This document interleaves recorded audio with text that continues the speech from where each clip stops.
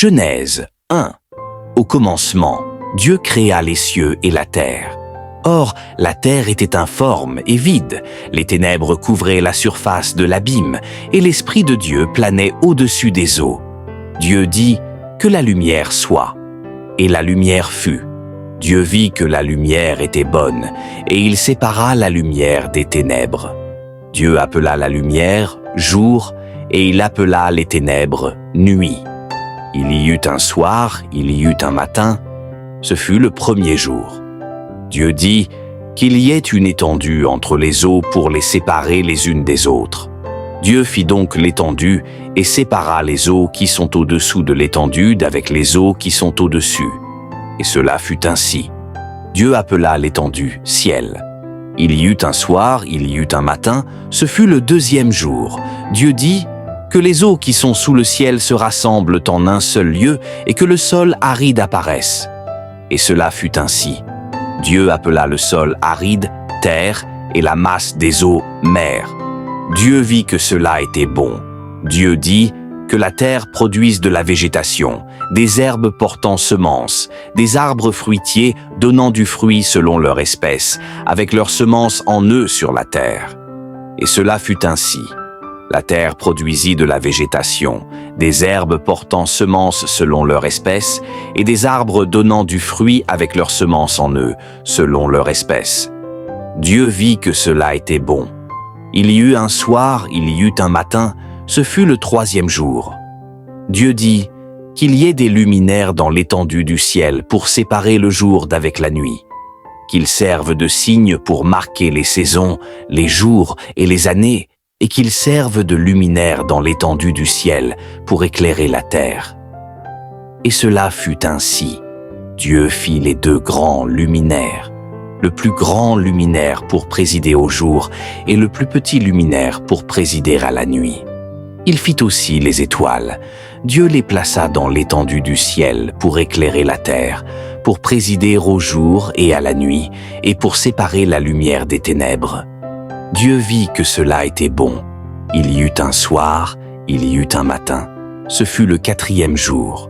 Dieu dit que les eaux regorgent d'animaux vivants et que des oiseaux volent au-dessus de la terre, sous l'étendue du ciel. Dieu créa les grands animaux marins et tous les êtres vivants qui se meuvent et que les eaux produisirent en abondance, selon leur espèce. Il créa aussi tout oiseau ailé selon son espèce. Dieu vit que cela était bon. Dieu les bénit en disant « Soyez féconds, multipliez-vous et remplissez les eaux des mers et que les oiseaux se multiplient sur la terre. » Il y eut un soir, il y eut un matin, ce fut le cinquième jour. Dieu dit que la terre produise des êtres vivants selon leur espèce, du bétail, des reptiles et des animaux terrestres selon leur espèce. Et cela fut ainsi. Dieu fit les animaux terrestres selon leur espèce, le bétail selon son espèce, et tous les reptiles du sol selon leur espèce. Dieu vit que cela était bon.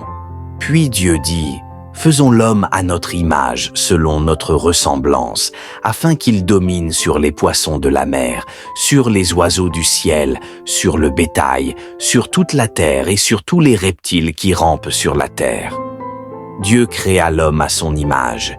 Il le créa à l'image de Dieu. Il créa l'homme et la femme. Dieu les bénit et leur dit « Soyez féconds, multipliez-vous, remplissez la terre et soumettez-la. Dominez sur les poissons de la mer, sur les oiseaux du ciel et sur tout animal qui se meut sur la terre. » Dieu dit encore « Je vous donne toute plante portant semence sur toute la surface de la terre, ainsi que tout arbre dont le fruit porte semence. Ce sera votre nourriture. Et à tout animal de la terre, à tout oiseau du ciel et à tout ce qui se meut sur la terre, ayant souffle de vie, je donne toute herbe verte pour nourriture. » Et cela fut ainsi. Dieu vit tout ce qu'il avait fait, et voici, cela était très bon. Il y eut un soir, il y eut un matin, ce fut le sixième jour. Genèse 2. Ainsi furent achevés les cieux et la terre, avec toute leur armée. Le septième jour, Dieu avait terminé l'œuvre qu'il avait faite. Il se reposa donc le 7e jour de toute son œuvre.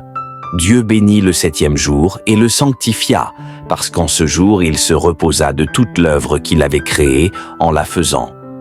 Voici les origines des cieux et de la terre, lorsqu'ils furent créés.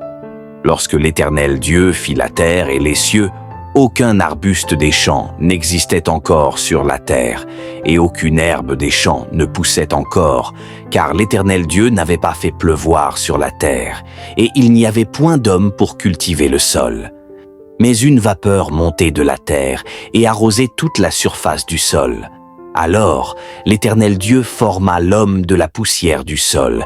Il souffla dans ses narines un souffle de vie, et l'homme devint un être vivant. L'Éternel Dieu planta un jardin en Éden, à l'est, et il y mit l'homme qu'il avait formé. L'Éternel Dieu fit pousser du sol toute espèce d'arbres agréables à voir et bons à manger, ainsi que l'arbre de vie au milieu du jardin, et l'arbre de la connaissance du bien et du mal.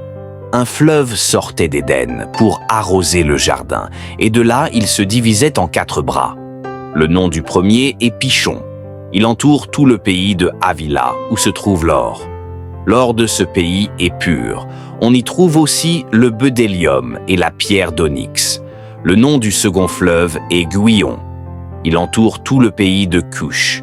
Le nom du 3e fleuve est le Tigre. Il coule à l'orient d'Assur. Et le 4e fleuve, c'est l'Euphrate. L'Éternel Dieu prit l'homme et le plaça dans le jardin d'Éden pour le cultiver et pour le garder. L'Éternel Dieu donna cet ordre à l'homme. Tu pourras manger librement de tout arbre du jardin, mais tu ne mangeras pas de l'arbre de la connaissance du bien et du mal, car le jour où tu en mangeras, tu mourras certainement.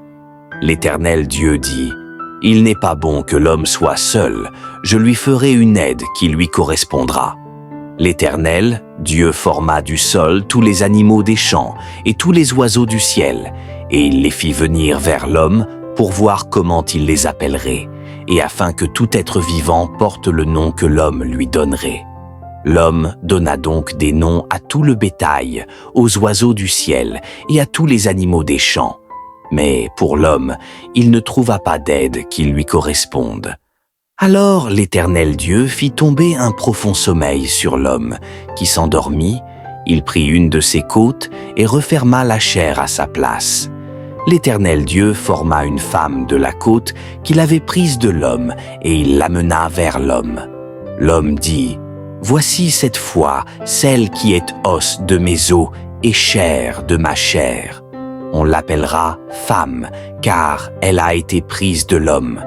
C'est pourquoi l'homme quittera son père et sa mère, s'attachera à sa femme, et ils deviendront une seule chair. L'homme et sa femme étaient tous deux nus, et ils n'en avaient point honte. » Genèse 3. Le serpent était le plus rusé de tous les animaux des champs que l'Éternel Dieu avait fait. Il dit à la femme, « Dieu a-t-il réellement dit, « Vous ne mangerez pas de tous les arbres du jardin ?» La femme répondit au serpent, « Nous pouvons manger du fruit des arbres du jardin. Mais quant au fruit de l'arbre qui est au milieu du jardin, Dieu a dit, « Vous n'en mangerez pas et vous n'y toucherez pas, de peur que vous ne mouriez. » Alors le serpent dit à la femme, « Vous ne mourrez point. Mais Dieu sait que, le jour où vous en mangerez, vos yeux s'ouvriront, et vous serez comme Dieu, connaissant le bien et le mal. » La femme vit que l'arbre était bon à manger et agréable à la vue, et qu'il était précieux pour ouvrir l'intelligence. Elle prit donc de son fruit et en mangea. Elle en donna aussi à son mari qui était avec elle, et il en mangea. Alors leurs yeux à tous deux s'ouvrirent, ils réalisèrent qu'ils étaient nus, et ils cousirent des feuilles de figuier pour se faire des ceintures. Ils entendirent la voix de l'Éternel Dieu qui parcourait le jardin au souffle du jour, et l'homme et sa femme se cachèrent loin de la face de l'Éternel Dieu, parmi les arbres du jardin. Mais l'Éternel Dieu appela l'homme et lui dit, « Où es-tu » Il répondit, « J'ai entendu ta voix dans le jardin, et j'ai eu peur car je suis nu. Alors je me suis caché. » Et Dieu dit, « Qui t'a appris que tu es nu ? Aurais-tu mangé de l'arbre dont je t'avais défendu de manger ?» L'homme répondit, « La femme que tu as mise auprès de moi m'a donné du fruit de l'arbre, et j'en ai mangé. » L'Éternel Dieu dit à la femme, « Qu'as-tu fait ?» La femme répondit, « Le serpent m'a trompé, et j'en ai mangé. » Alors l'Éternel Dieu dit au serpent, « Puisque tu as fait cela, tu seras maudit parmi tout le bétail et parmi tous les animaux des champs. Tu marcheras sur ton ventre et tu mangeras de la poussière tous les jours de ta vie. Je mettrai une inimitié entre toi et la femme, entre ta descendance et sa descendance. Celle-ci t'écrasera la tête et tu lui blesseras le talon. » À la femme, il dit, « J'augmenterai la souffrance de tes grossesses. C'est avec douleur que tu accoucheras des enfants. Ton désir se portera vers ton mari, mais lui dominera sur toi. » À l'homme, il dit, « Puisque tu as écouté ta femme et que tu as mangé du fruit de l'arbre dont je t'avais interdit de manger, le sol est maudit à cause de toi. C'est avec peine que tu en tireras ta nourriture tous les jours de ta vie. Il te produira des épines et des chardons, et tu mangeras l'herbe des champs. C'est à la sueur de ton front que tu mangeras du pain, jusqu'à ce que tu retournes à la terre, puisque c'est d'elle que tu as été pris. Car tu es poussière, et tu retourneras à la poussière. » Adam donna à sa femme le nom d'Ève, car elle est devenue la mère de tous les vivants. L'Éternel Dieu fit des vêtements de peau pour Adam et pour sa femme, et il les en revêtit. L'Éternel Dieu dit, « Voici que l'homme est devenu comme l'un de nous, connaissant le bien et le mal. Empêchons-le maintenant d'avancer sa main, de prendre aussi du fruit de l'arbre de vie, d'en manger et de vivre éternellement. » Alors l'Éternel Dieu le chassa du jardin d'Éden pour qu'il cultive le sol d'où il avait été tiré. Après avoir chassé l'homme, il posta à l'est du jardin d'Éden des chérubins qui brandissaient une épée flamboyante pour garder l'accès à l'arbre de vie. Genèse 4. Adam connut Ève, sa femme. Elle devint enceinte et enfanta Caïn. Elle dit, « J'ai formé un homme avec l'aide de l'Éternel. » Elle mit encore au monde le frère de Caïn, Abel. Abel fut berger et Caïn devint cultivateur. Au bout de quelque temps, Caïn fit à l'Éternel une offrande des fruits de la terre. De son côté, Abel offrit des premiers-nés de son troupeau ainsi que leur graisse. L'Éternel porta un regard favorable sur Abel et sur son offrande, mais il ne porta pas un regard favorable sur Caïn et sur son offrande. Caïn en fut très irrité et son visage fut abattu. L'Éternel dit à Caïn, « Pourquoi es-tu irrité et pourquoi ton visage est-il abattu? Si tu fais bien, ne relèveras-tu pas la tête? Mais si tu ne fais pas bien, le péché est tapi à ta porte. Son désir se porte vers toi, mais toi, domine sur lui. » Cependant, Caïn dit à son frère Abel, « Allons aux champs. » Et comme ils étaient dans les champs, Caïn se jeta sur son frère Abel et le tua. L'Éternel dit à Caïn, « Où est ton frère Abel ?» L'Éternel dit à Caïn, « Où est ton frère Abel ?» Il répondit, « Je ne sais pas. Suis-je le gardien de mon frère ?» Alors Dieu dit, « Qu'as-tu fait ? Écoute, le sang de ton frère crie de la terre jusqu'à moi. Maintenant tu es maudit, banni du sol qui a ouvert sa bouche pour recevoir de ta main le sang de ton frère. Lorsque tu cultiveras le sol, il ne te donnera plus ses richesses. Tu seras errant et vagabond sur la terre. » Caïn dit à l'Éternel, « Mon châtiment est trop grand pour être supporté. Voici, tu me chasses aujourd'hui de cette terre. Je serai caché loin de ta face. Je serai errant et vagabond sur la terre, et quiconque me trouvera me tuera. » L'Éternel lui répondit, « Si quelqu'un tue Caïn, Caïn sera vengé 7 fois. » Et l'Éternel mit un signe sur Caïn, afin que quiconque le trouverait ne le tue pas. Alors Caïn s'éloigna de la présence de l'Éternel et s'établit dans le pays de Nod, à l'est d'Éden. Caïn connut sa femme, elle devint enceinte et enfanta Hénoc. Caïn bâtit alors une ville et il lui donna le nom de son fils Hénoc. Enoch eut pour fils Irad. Irad engendra Méhujaël. Méhujaël engendra Métushaël. Et Métushaël engendra Lémec. Lémec prit 2 femmes. L'une s'appelait Ada et l'autre Tsilla. Ada donna naissance à Jabal. Il fut le père de ceux qui habitent sous des tentes et élèvent du bétail. Son frère s'appelait Jubal. Il fut le père de tous ceux qui jouent de la harpe et du chalumeau. Tsilla, de son côté, mit au monde Tubal-Caïn, qui forgeait tous les outils de bronze et de fer. La sœur de Tubal-Caïn était Naama.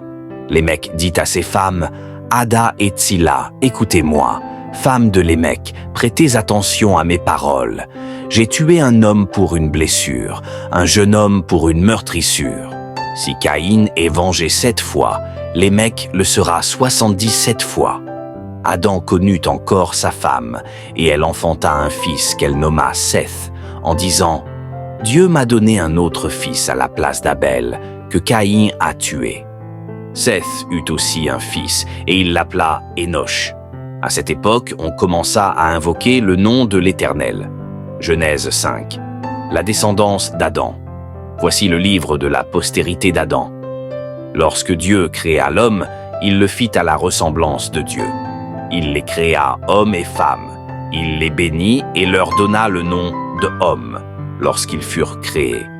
Adam était âgé de 130 ans lorsqu'il eut un fils à sa ressemblance à son image, et il l'appela Seth. Après la naissance de Seth, Adam vécut encore 800 ans et il eut d'autres fils et filles. Adam vécut en tout 930 ans, puis il mourut. Seth était âgé de 105 ans lorsqu'il eut pour fils Énoch. Après la naissance d'Énoch, Seth vécut encore 807 ans et eut d'autres fils et filles. Seth vécut en tout 912 ans, puis il mourut. Enoch était âgé de 65 ans lorsqu'il eut pour fils Mathusalem.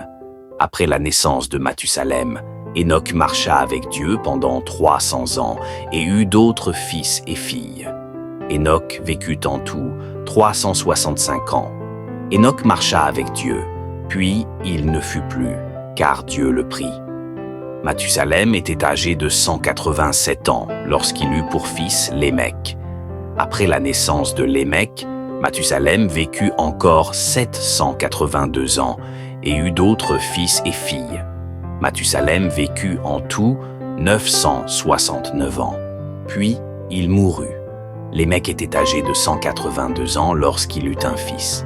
Il lui donna le nom de Noé en disant « Celui-ci nous consolera de notre travail et de la peine de nos mains, à cause du sol que l'Éternel a maudit. » Après la naissance de Noé, Lémec vécut encore 595 ans et eut d'autres fils et filles. Lémec vécut en tout 777 ans, puis il mourut. Noé, âgé de 500 ans, eut 3 fils, Sem, Cham et Japheth. Genèse 6. La corruption de l'humanité. Lorsque les hommes commencèrent à se multiplier à la surface de la terre et que des filles leur naquirent, les fils de Dieu virent que les filles des hommes étaient belles et ils prirent pour femmes celles qu'ils choisirent. Alors l'Éternel dit « Mon esprit ne restera pas indéfiniment dans l'homme, car il n'est que chair. Ses jours seront de 120 ans. » Les géants, Néphilim, étaient sur la terre en ces temps-là, après que les fils de Dieu furent allés vers les filles des hommes et qu'elles leur eurent donné des enfants. Ce sont les héros d'autrefois, des hommes de renom. L'Éternel vit que la méchanceté des hommes était grande sur la terre, et que toutes les pensées de leur cœur se portaient chaque jour uniquement vers le mal. Genèse 6, 5 à 7, 12. L'Éternel vit que la méchanceté des hommes était grande sur la terre, et que toutes les pensées de leur cœur se portaient chaque jour uniquement vers le mal. L'Éternel regretta d'avoir fait l'homme sur la terre, et son cœur fut affligé. Alors l'Éternel dit « J'exterminerai de la surface de la terre les hommes que j'ai créés, ainsi que les animaux, les reptiles et les oiseaux du ciel, car je regrette de les avoir faits. » Mais Noé trouva grâce aux yeux de l'Éternel. Noé et sa famille. Voici l'histoire de Noé. Noé était un homme juste et intègre parmi ses contemporains. Il marchait avec Dieu. Noé eut 3 fils, Sem, Cham et Japheth. La terre était corrompue devant Dieu, elle était remplie de violence. Dieu regarda la terre et voici, elle était corrompue, car toute chair avait corrompu sa voie sur la terre. Alors Dieu dit à Noé, « La fin de toute chair est arrêtée devant moi, car la terre est remplie de violence à cause d'eux. Voici, je vais les détruire avec la terre. Fais-toi une arche en bois de cyprès. Tu disposeras cette arche en cellules et tu l'enduiras de poix à l'intérieur et à l'extérieur. Voici comment tu la feras. L'arche aura 300 coudées de long, 50 coudées de large et 30 coudées de haut. Tu feras une ouverture d'une coudée en dessous du toit. Tu placeras la porte de l'arche sur le côté et tu construiras un étage inférieur, un second et un troisième. Et moi, je vais faire venir un déluge d'eau sur la terre pour détruire toute chair qui a souffle de vie sous le ciel. Tout ce qui est sur la terre périra. Mais j'établirai mon alliance avec toi. Tu entreras dans l'arche, toi, tes fils, ta femme et les femmes de tes fils avec toi. De tout ce qui vit, de toute chair, tu feras entrer dans l'arche 2 de chaque espèce pour les conserver en vie avec toi. Ils seront un mâle et une femelle. Des oiseaux selon leur espèce, du bétail selon son espèce, de tous les reptiles du sol selon leur espèce. 2 de chaque espèce viendront vers toi pour que tu les conserves en vie. Et toi, prends de tous les aliments que l'on mange et fais-en provision auprès de toi, afin qu'ils te servent de nourriture ainsi qu'à eux. Noé fit tout ce que Dieu lui avait ordonné. Il le fit exactement ainsi. Genèse 7. Le déluge. L'Éternel dit à Noé, « Entre dans l'arche, toi et toute ta maison, car je t'ai vu juste devant moi parmi cette génération. Tu prendras 7 couples de tout animal pur, un mâle et sa femelle, et un couple des animaux qui ne sont pas purs, un mâle et sa femelle. Tu prendras aussi 7 couples des oiseaux du ciel, mâles et femelles, afin de conserver leur espèce en vie sur toute la terre. Car encore 7 jours, et je ferai pleuvoir sur la terre pendant 40 jours et 40 nuits, et j'exterminerai de la face de la terre tous les êtres que j'ai faits. » Noé fit tout ce que l'Éternel lui avait ordonné. Noé avait 600 ans lorsque le déluge survint sur la terre. Noé entra dans l'arche avec ses fils, sa femme et les femmes de ses fils pour échapper aux eaux du déluge. D'entre les animaux purs et impurs, les oiseaux et tous les êtres qui rampent sur la terre, ils entrèrent dans l'arche auprès de Noé, 2 à 2, un mâle et une femelle, comme Dieu l'avait ordonné à Noé. 7 jours plus tard, les eaux du déluge se répandirent sur la terre. L'an 600 de la vie de Noé, le 17e jour du 2e mois, en ce jour-là, toutes les sources du grand abîme jaillirent, et les écluses des cieux s'ouvrirent. La pluie tomba sur la terre pendant 40 jours et 40 nuits. Genèse 7, 13 à 8, 22. L'entrée dans l'arche et le déluge. Ce jour-là même, Noé entra dans l'arche avec ses fils, Sem, Cham et Japheth, sa femme et les femmes de ses fils. Ils avaient avec eux toutes les espèces d'animaux sauvages, tout le bétail selon son espèce, tous les reptiles qui rampent sur la terre selon leur espèce, et tous les oiseaux selon leur espèce, tout ce qui a des ailes. Un couple de chaque être vivant ayant souffle de vie vint vers Noé et entra dans l'arche. Il en entra un mâle et une femelle de chaque espèce, comme Dieu l'avait ordonné à Noé. Puis l'Éternel ferma la porte sur lui. Le déluge dura 40 jours sur la terre. Les eaux grossirent et soulevèrent l'arche qui s'éleva au-dessus de la terre. Les eaux montèrent et devinrent très puissantes sur la terre, et l'arche flottait à la surface des eaux.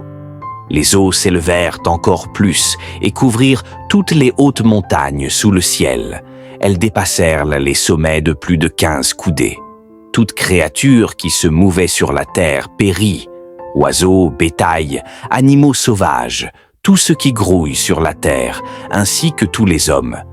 Tout ce qui avait souffle de vie dans ses narines, tout ce qui vivait sur la terre ferme, mourut. Dieu fit disparaître tous les êtres vivants de la surface de la terre, depuis l'homme jusqu'au bétail, aux reptiles et aux oiseaux du ciel. Ils furent effacés de la terre.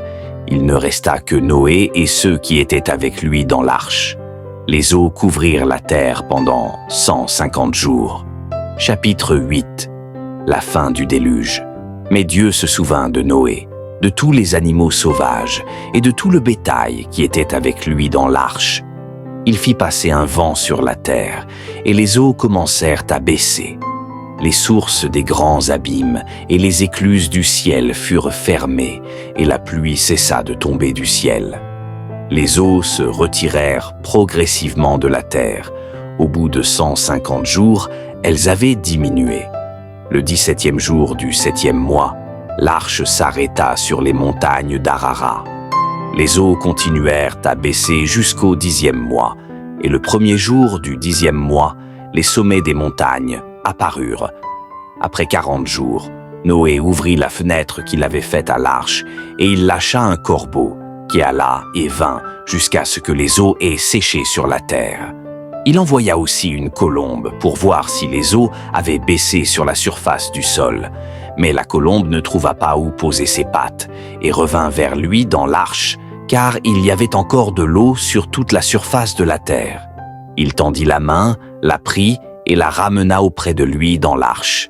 Il attendit encore 7 jours et renvoya la colombe hors de l'arche.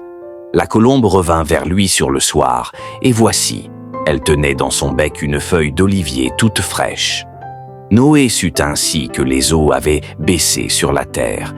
Il attendit encore 7 jours et renvoya la colombe, mais cette fois, elle ne revint plus vers lui. Noé quitte l'arche et offre un sacrifice. La première année, le 1er jour du 1er mois, les eaux avaient séché sur la terre. Noé ôta le couvercle de l'arche et regarda. La surface du sol était sèche.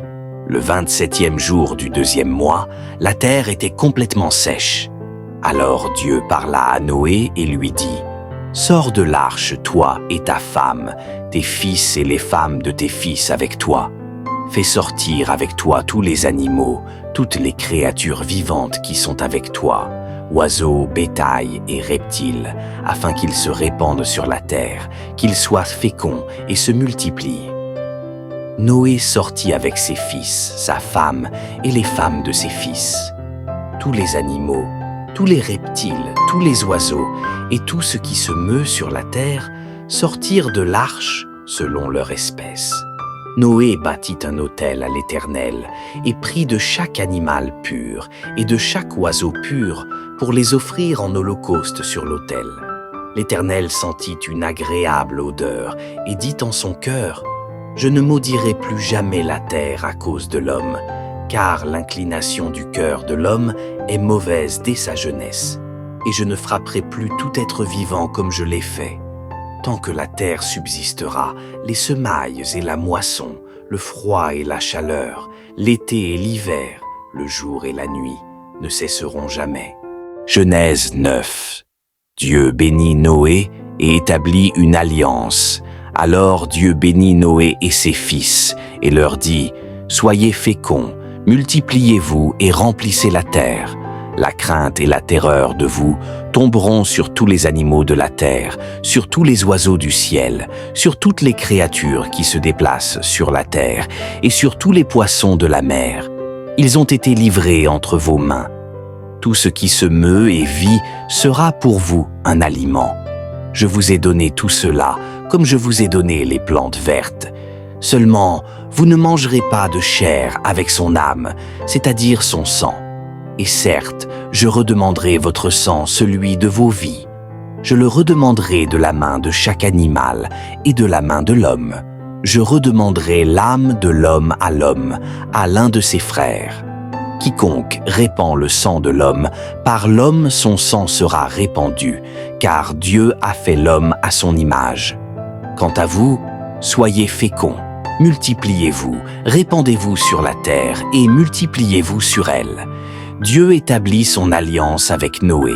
Dieu dit à Noé et à ses fils avec lui, « Voici, j'établis mon alliance avec vous et avec vos descendants après vous, et avec tous les êtres vivants qui sont avec vous, les oiseaux, le bétail et tous les animaux de la terre avec vous, tous ceux qui sont sortis de l'arche, tous les animaux de la terre. J'établis mon alliance avec vous. Jamais plus toute chair ne sera détruite par les eaux du déluge. Il n'y aura plus jamais de déluge pour détruire la terre. Et voici le signe de l'alliance que je fais entre moi et vous, et tous les êtres vivants qui sont avec vous, pour toutes les générations à jamais. Je mets mon arc dans la nuée, et il sera pour le signe de l'alliance entre moi et la terre. Il arrivera que lorsque j'amènerai des nuages sur la terre, l'arc apparaîtra dans les nuées, et je me souviendrai de mon alliance qui est entre moi et vous et tous les êtres vivants de toute chair, et les eaux ne deviendront plus un déluge pour détruire toute chair. Lorsque l'arc sera dans les nuées, je le regarderai pour me souvenir de l'alliance éternelle entre Dieu et tous les êtres vivants de toute chair qui sont sur la terre. Dieu dit à Noé, « Voici le signe de l'alliance que j'ai établie entre moi et toute chair qui est sur la terre. » Les descendants de Noé, les fils de Noé qui sortirent de l'arche, étaient Sem, Cham et Japheth. Cham était le père de Canaan. Ce sont là les 3 fils de Noé, et c'est d'eux que toute la terre a été peuplée après le déluge. Noé, un homme de la terre, commença à cultiver la vigne. Il but du vin et s'enivra. Il se coucha nu dans sa tente. Cham, le père de Canaan, vit la nudité de son père et en parla à ses 2 frères dehors. Sem et Japheth prirent un manteau, le posèrent sur leurs épaules, marchèrent à reculons et couvrirent la nudité de leur père. Leur visage était tourné et ils ne virent pas la nudité de leur père. Lorsque Noé se réveilla de son vin et apprit ce que son fils cadet lui avait fait, il dit, « Maudit soit Canaan, qu'il soit l'esclave des esclaves de ses frères. » Il dit encore, « Béni soit l'Éternel, le Dieu de Sem, que Canaan soit son esclave, que Dieu étende le territoire de Japheth, qu'il habite dans les tentes de Sem et que Canaan soit son esclave. » Après le déluge, Noé vécut 350 ans. Noé vécut au total 950 ans, puis il mourut. Genèse 10, les descendants des fils de Noé. Voici la généalogie des fils de Noé, Sem, Cham et Japheth. Après le déluge, ils eurent des fils, les descendants de Japheth. Les fils de Japheth, Gomer, Magog, Madaï, Javan, Tubal, Méchec et Tiras. Les fils de Gomer, Ashkenaz, Riphath et Togarma. Les fils de Javan, Elisha, Tarsis, Kittim et Dodanim. De ceux-ci se formèrent les peuples maritimes, qui se répartirent dans leur territoire, chaque groupe selon sa langue et ses clans. Les descendants de Cham. Les fils de Cham, Cush, Égypte, Put et Canaan. Les fils de Cush, Séba, Havila, Sabta, Rama et Sabtesha. Les fils de Rama, Sheba et Dédan. Cush engendra Nimrod, qui devint un puissant chasseur devant l'Éternel. C'est pourquoi on dit, comme Nimrod, puissant chasseur devant l'Éternel. Il commença son royaume à Babylone, à Uruk, à Akkad et à Calné, dans le pays de Shinar. De ce pays-là, il se rendit en Assyrie et bâtit Ninive, Rehoboth-Ir, Calak et Rézen, entre Ninive et Calak. C'est là la grande ville. Les descendants d'Égypte engendra les Ludiens, les Anamites, les Léhabites, les Naphtuhites, les Patrusites, les Casluhites, d'où sont venus les Philistins, et les Caphtorites. Les descendants de Canaan fut le père de Sidon, son fils aîné, et de l'Hittite, des Jébusites, des Amorites, des Guirgashites, des Hivites, des Arkites, des Sinites, des Arvadites, des Émarites et des Hamathites. Les clans cananéens se dispersèrent, et la frontière de Canaan s'étendit depuis Sidon jusqu'à Gérar, près de Gaza, et ensuite vers Sodome, Gomorrhée, Adma et Tseboïm, jusqu'à Lacha. Les autres descendants de Cham-Tels furent les fils de Cham, selon leurs familles et leurs langues, dans leur pays et leur nation. Genèse 10, suite, et Genèse 11. Les descendants de Sem, dont le frère aîné était Japheth, fut l'ancêtre de tous les fils d'Héber. Les fils de Sem, Élam, Asher, Arphaxad, Loud et Aram. Les fils d'Aram, Uz, Hul, Guéter et Méchec. Arphaxad fut le père de Shéla, et Shéla le père d'Héber. À Héber naquirent 2 fils. L'un s'appela Péleg, car de son temps, la terre fut divisée. Son frère s'appelait Joktan. Joktan fut le père d'Almodad, Shélef, Hazarmavet, Jérak, Adoram, Uzal, Dikla, Obal, Abimaël, Shaba, Ophir, Havila et Jobab. Tous ceux-ci étaient les fils de Joktan. Le territoire où ils habitèrent s'étendait depuis Mésa, vers Séphar, la montagne de l'Orient. Ce sont là les fils de Sem, selon leurs familles, leurs langues, leurs territoires et leurs nations. Ce sont là les clans des fils de Noé, selon leur lignée de descendance dans leurs nations. De ces nations, les peuples se dispersèrent sur la terre après le déluge. Genèse 11. La tour de Babel. Toute la terre avait une seule langue et les mêmes mots. Comme les gens se déplaçaient vers l'est, ils trouvèrent une plaine dans le pays de Shinar et s'y installèrent. Ils se dirent l'un à l'autre, « Allons, faisons des briques et cuisons-les bien. » Ils utilisèrent des briques au lieu de pierre et du bitume pour le mortier. Puis ils dirent, « Allons, bâtissons-nous une ville et une tour dont le sommet touche les cieux, et faisons-nous un nom, de peur que nous ne soyons dispersés sur toute la face de la terre. » Mais l'Éternel descendit pour voir la ville et la tour que les fils des hommes bâtissaient. Et l'Éternel dit, « Voici, ils forment un seul peuple et ont tous une seule langue, et voilà ce qu'ils commencent à faire. Maintenant, rien ne les empêchera de réaliser tout ce qu'ils auront projeté. Allons, descendons et brouillons leur langage, afin qu'ils ne s'entendent plus les uns les autres. » L'Éternel les dispersa donc de là sur toute la surface de la terre, et ils cessèrent de bâtir la ville. C'est pourquoi on l'appela Babel, car c'est là que l'Éternel brouilla le langage de toute la terre, et c'est de là que l'Éternel les dispersa sur toute la surface de la terre. La généalogie de Sem. Voici l'histoire de la famille de Sem. Après le déluge, Sem vivait encore 100 ans et engendra Arphaxad. Après la naissance d'Arphaxad, Sem vécut 500 ans et eut d'autres fils et filles.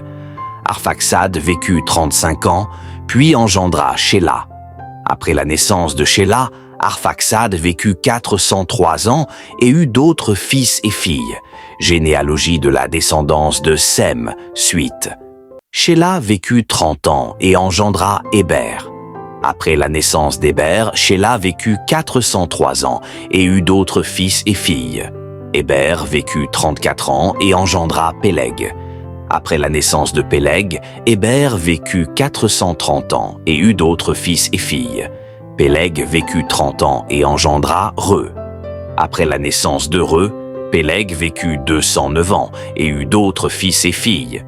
Reu vécut 32 ans et engendra Sérug. Après la naissance de Sérug, Reu vécut 207 ans et eut d'autres fils et filles. Sérug vécut 30 ans et engendra Nahor. Après la naissance de Nahor, Sérug vécut 200 ans et eut d'autres fils et filles. Cela continue la généalogie après la naissance de Péleg et la suite des descendants jusqu'à Nahor. Genèse 11, 24 à 32. Nahor vécut 29 ans et engendra Térak. Après la naissance de Térak, Nahor vécut encore 119 ans et eut d'autres fils et filles. Térak vécut 70 ans et engendra Abram, Nahor et Haran. Voici la lignée de Térak. Térak fut le père d'Abram, de Nahor et de Haran. Haran fut le père de Lot. Haran mourut du vivant de son père Térak, dans son pays natal, à Ur en Chaldée. Abram et Nahor se marièrent. La femme d'Abram s'appelait Saraï et la femme de Nahor s'appelait Milka. Elle était la fille de Haran, le père de Milca et de Jisca. Saraï était stérile, elle n'avait pas d'enfant. Térakh prit son fils Abram, son petit-fils Lot, fils de Haran, et sa belle-fille Saraï, femme d'Abram, et ils quittèrent ensemble Ur en Chaldée pour aller en Canaan. Mais lorsqu'ils arrivèrent à Haran, ils s'y installèrent. Térakh vécut 205 ans et il mourut à Haran. Genèse 12. Le Seigneur dit à Abram: « Quitte ton pays, ta famille et la maison de ton père, et va vers le pays que je te montrerai. Je ferai de toi une grande nation. Je te bénirai et je rendrai ton nom grand. Tu seras une source de bénédiction. Je bénirai ceux qui te béniront, et je maudirai celui qui te maudira. Toutes les familles de la terre seront bénies en toi. » Abram partit comme le Seigneur le lui avait dit, et Lot partit avec lui. Abram avait 75 ans lorsqu'il quitta Haran. Il prit sa femme Saraï, son neveu Lot, toutes les richesses qu'ils avaient accumulées et les personnes qu'ils avaient acquises à Haran. Ils partirent pour le pays de Canaan et y arrivèrent. Abram traversa le pays jusqu'à l'endroit de Sichem, près du chêne de Morée. À cette époque, les Cananéens habitaient le pays. Le Seigneur apparut à Abram et lui dit: « Je donnerai ce pays à ta descendance. » Abram bâtit là un autel pour le Seigneur qui lui était apparu. De là, il se dirigea vers les montagnes, à l'est de Béthel, et il dressa sa tente, ayant Béthel à l'ouest et Haï à l'est. Il construisit encore un autel au Seigneur et invoqua le nom du Seigneur. Puis Abram continua son voyage en direction du Néguev. Abram en Égypte. Il y eut une famine dans le pays, et Abram descendit en Égypte pour y séjourner, car la famine était sévère. Comme il approchait de l'Égypte, il dit à sa femme Saraï: « Je sais que tu es une belle femme. Quand les Égyptiens te verront, ils diront: c'est sa femme. Ils me tueront, mais ils te laisseront en vie. Dis que tu es ma sœur, afin que l'on me traite bien à cause de toi, et ma vie sera épargnée grâce à toi. » Lorsqu'Abram arriva en Égypte, les Égyptiens virent que Saraï était très belle. Les officiers de Pharaon la remarquèrent et la vantèrent devant lui. Saraï fut donc emmenée au palais de Pharaon. Grâce à elle, Pharaon traita bien Abram, et celui-ci reçut des moutons, des bœufs, des ânes, des serviteurs et des servantes, ainsi que des chameaux. Mais le Seigneur frappa Pharaon et sa maison de grandes plaies à cause de Saraï, la femme d'Abram. Alors Pharaon convoqua Abram et lui dit: « Qu'as-tu fait? Pourquoi ne m'as-tu pas dit qu'elle était ta femme? Pourquoi as-tu prétendu qu'elle était ta sœur, au point que je la prenne pour épouse? Maintenant, voici ta femme, prends-la et pars. » Pharaon donna des ordres à ses hommes pour qu'ils renvoient Abram, sa femme et tout ce qu'il possédait. Genèse 13. Abram remonta d'Égypte vers le Néguev avec sa femme et tout ce qu'il possédait, et Lot était avec lui. Abram était très riche en troupeaux, en argent et en or. Il continua son voyage du Néguev jusqu'à Béthel, à l'endroit où il avait campé auparavant, entre Béthel et Haï, là où il avait construit un autel. Abram invoqua là le nom du Seigneur. Lot, qui accompagnait Abram, avait aussi des troupeaux, des tentes et des biens. Mais la région ne suffisait pas pour qu'ils demeurent ensemble, car leurs biens étaient trop nombreux. Genèse 13, 6, 18. Mais la région ne suffisait pas pour qu'ils demeurent ensemble, car leurs biens étaient trop nombreux pour qu'ils puissent rester ensemble. Des disputes éclatèrent entre les bergers d'Abram et ceux de Lot. De plus, les Cananéens et les Périzites habitaient alors dans le pays. Alors Abram dit à Lot: « Qu'il n'y ait pas de dispute entre toi et moi, ni entre tes bergers et les miens, car nous sommes parents. Tout le pays n'est-il pas devant toi? Séparons-nous donc. Si tu vas à gauche, j'irai à droite.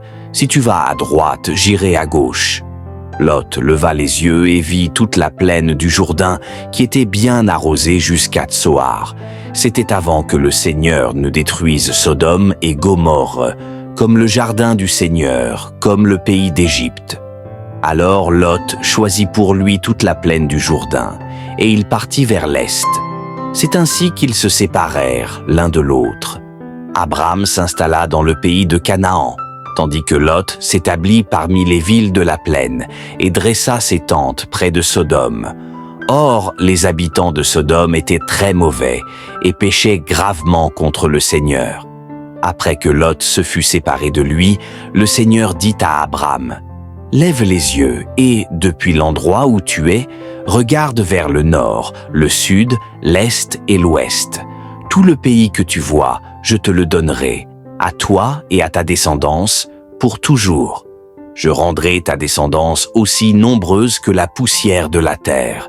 Si quelqu'un peut compter la poussière de la terre, alors ta descendance pourra aussi être comptée. Lève-toi, parcours le pays dans sa longueur et dans sa largeur, car je te le donne. » Abram alla s'établir près des grands chênes de Mamré, à Hébron, et il y bâtit un autel au Seigneur.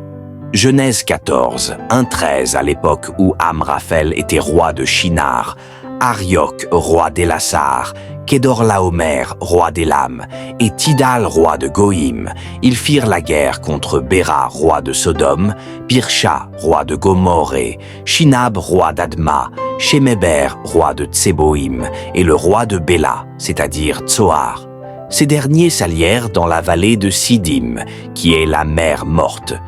Pendant 12 ans, ils avaient été soumis à Kédorlaomer, mais la 13e année, ils se rebellèrent.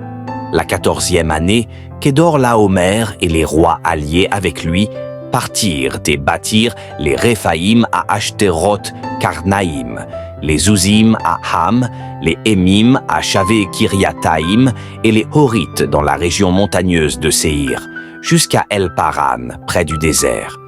Puis ils revinrent et atteignirent En-Mishpat, c'est-à-dire Kadès, et conquirent tout le territoire des Amalécites, ainsi que les Amoréens installés à Hatsatzon Tamar. Alors, les rois de Sodome, de Gomorrhe, d'Adma, de Tseboïm et de Béla, Tsoar, se mirent en marche et prirent position dans la vallée de Siddim pour combattre contre Kédorlaomer, roi d'Élam, Tidal, roi de Goïm, Amraphel, roi de Shinar, et Arioch, roi d'El-Lazar. 4 rois contre 5. La vallée de Siddim était remplie de puits de bitume. Lorsque les rois de Sodome et de Gomorrhe prirent la fuite, certains tombèrent dans ces puits, tandis que les autres s'enfuirent vers la montagne. Les vainqueurs prirent tous les biens de Sodome et de Gomorrhe, ainsi que toutes leurs provisions, et s'en allèrent. Ils emmenèrent aussi Lot, le neveu d'Abram, avec ses biens, car il habitait Sodome. Un homme qui s'était échappé vint l'annoncer à Abram, l'Hébreu, qui habitait près des chênes de Mamré l'Amoréen, frère d'Eshcol et d'Aner, tous alliés d'Abram. Genèse 14, 14 à 18. À cette nouvelle, Abram rassembla les 318 hommes entraînés, nés dans sa maison, et poursuivit les rois jusqu'à Dan. Pendant la nuit, Abram divisa ses hommes pour les attaquer, et il les mit en déroute. Il les poursuivit jusqu'à Oba, au nord de Damas. Il ramena tous les biens, ainsi que son neveu Lot et ses biens, avec les femmes et les autres prisonniers. Après qu'Abram fut revenu de sa victoire sur Kédorlaomer et les rois alliés avec lui, le roi de Sodome sortit à sa rencontre dans la vallée de Shavé, appelée la vallée du roi. Melchisédek, roi de Salem, apporta du pain et du vin. Il était prêtre du Dieu Très-Haut.